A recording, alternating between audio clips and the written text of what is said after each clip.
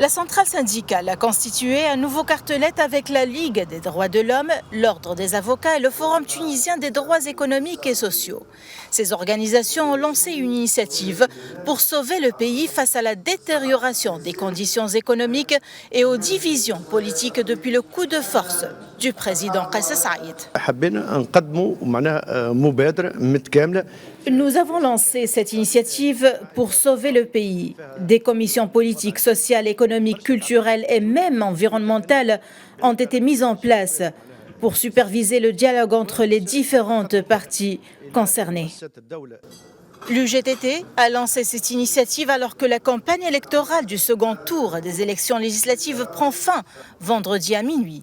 Le rapport du réseau Mouraqiboun sur la campagne électorale du second tour a révélé un rythme timide au niveau des activités de terrain et une absence totale de cette campagne dans un grand nombre de délégations. Nous avons remarqué un rythme faible de la campagne électorale au niveau des activités de terrain et une absence totale de cette campagne dans un grand nombre de délégations.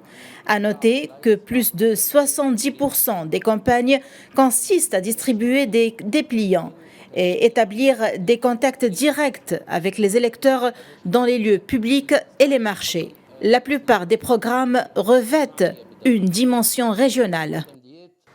Dans un texte intitulé « Déclaration du 26 janvier », des partis politiques, associations de la société civile et personnalités nationales ont considéré que le processus électoral actuel est dépourvu de toute légitimité populaire, annonçant ainsi leur intention d'agir par tous les moyens pacifiques et légitimes pour stopper le processus du 25 juillet, déclarant toutefois le rejet total du système d'avant le 24 juillet et annonçant leur soutien à l'initiative de la centrale syndicale.